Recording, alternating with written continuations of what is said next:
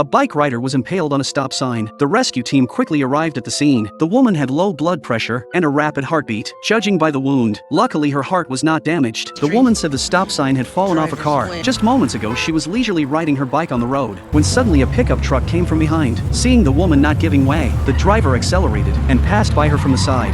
Double yellow, pal! Double yellow! But as they went over a speed bump, the stop sign on the truck suddenly flipped out and flew straight towards the woman.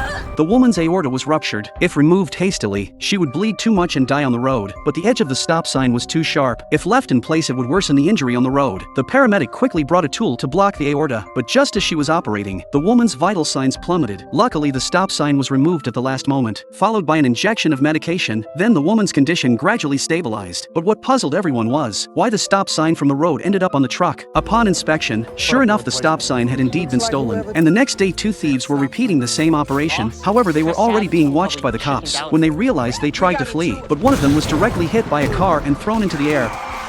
An accident occurred on a bridge. A pickup truck was over the bridge hanging by the chain that's attached to a boat. A couple was trapped inside the truck. The firefighters quickly began the rescue operation. The chain supporting the truck wouldn't last long. Due to the height, setting up an air cushion below was meaningless. Paul and Marjan put on their gear and prepared to go down for the rescue. A guy recognized firefighter Marjan as Fifox. He asked Marjan to say something to his followers as 9,000 people were watching. Marjan told them to keep calm, carry on, and feel free to like her on Insta. However, she never expected that this video would cause her a lot of trouble. The captain told them to retreat immediately if the truck started to fall. They must not try to be heroes. The 2 firefighters descended along the rope. Soon they reached the trapped couple. They noticed that fuel had started leaking from the truck. They had to get the couple out as soon as possible. The wife, McKenna, was in relatively good condition. She was just stuck because of her seatbelt. Paul easily cut it with a knife and successfully rescued her. The husband, Brady, was in worse condition. His legs were pinned under the steering wheel. The team above sent down the tool. At that moment, the chains were about to snap. As Marjan was about to pry open the steering wheel with jaws, the chains suddenly broke. The truck plunged straight down,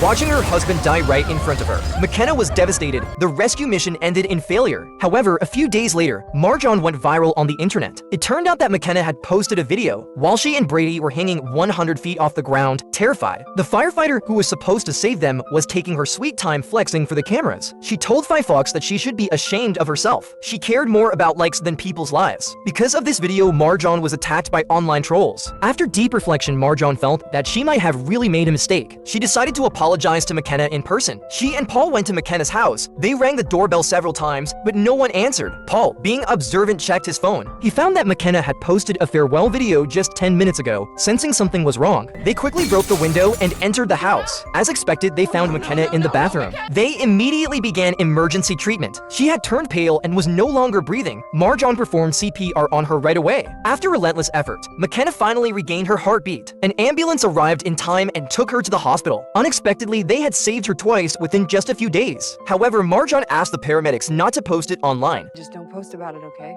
Nobody else out there needs to know. It's a shame, because this was clutch. You saved her life.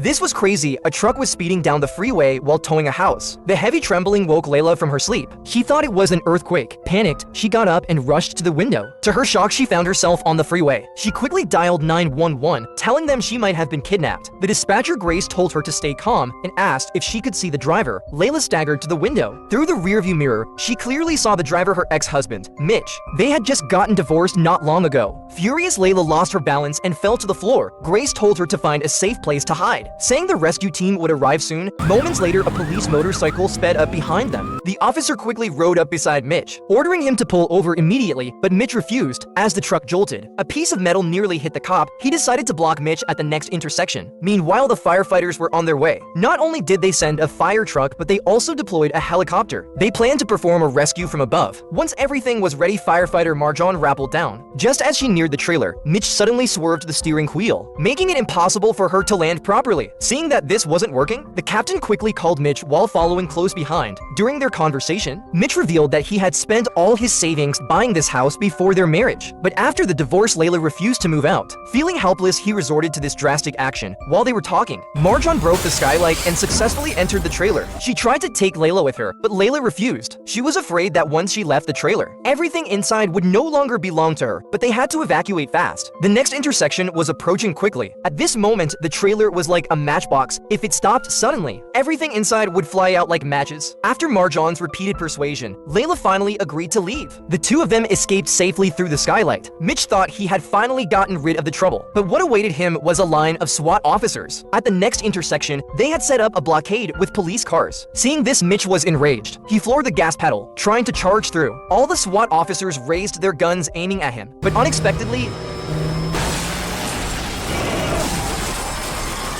the house's roof was too high, blocking the truck just in time. Mitch narrowly avoided disaster. You would never believe it, our lovely firefighter Marjan actually got a complaint. It all happened during a recent rescue operation. Layla's house was speeding down the freeway, although the house ended up completely destroyed. Layla was successfully rescued, but during the rescue, an unexpected incident occurred. That day, Marjan was assigned to rappel down from a helicopter to save Layla. When Marjan was about to lift her up, Layla refused to leave. Since the situation was extremely critical, Marjan instinctively said something. Hold up, Bing! She's a crazy lady, Cap! But she never expected that the word crazy would get her into serious trouble. That one word led to a ruthless complaint because the term was considered defamatory. Marjan now faced the risk of being fired to save her firefighting career. Marjan decided to personally apologize to Layla, hoping she would withdraw the complaint. However, to Marjan's surprise, Layla agreed right away, but with an unreasonable demand. Since they knew Marjan had 5 million followers on social media, and their house was destroyed in the accident, they wanted Marjan to post a public apology on her social media page with a link to their GoFund. They were asking for $750,000, claiming they were now homeless. For Marjan, this was unacceptable. If she refused, she might lose her job. But if she agreed, she would be betraying her followers. After much thought, she decided to stay true to her principles, so she recorded the video. Lila, I'm sorry. I should never have called you crazy. I should have called you a greedy opportunist. Effective immediately, I hereby am resigning from the AFD. Nope, you cannot post that. I already did. The firefighters were called. Two journalists had entered a haunted house and hadn't come out. Looking at the eerie and terrifying house, the firefighters instantly felt hesitant. They immediately reported to the captain. Due to the house's age and lack of maintenance, there was a constant risk of collapse, so the urban search and rescue team should handle it. The captain replied, "We can handle it unless you're afraid of ghosts coming to get you." With no other option, they reluctantly ventured inside, but as soon as they reached the entrance, the house was filled with a terrifying atmosphere. No matter how much they called out, there was no response, just as they decided to split up. The eerie door closed on its own again. Come on! But even more chilling things awaited them. As soon as they separated, a group of firefighters suddenly heard cries for help, as two of them were about to open a door to investigate. They realized below them was a huge cellar. No matter how much they called out, there was no response on their radio. Meanwhile, two other firefighters entered a mysterious room. The table was covered with candles, and they heard faint cries for help nearby. They quickly found a man named Obias injured by falling debris from the ceiling. They carried Obias out, but soon realized the other two firefighters hadn't come out yet, and they still couldn't establish contact with them via radio. Meanwhile, the two trapped firefighters were desperately searching for an exit. Suddenly,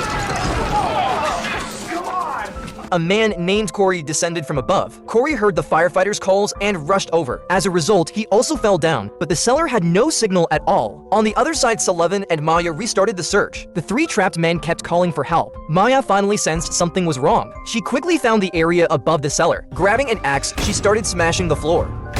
As a large hole was carved out, the three were finally rescued. What the hell happened? Ghost House got mad and ate us.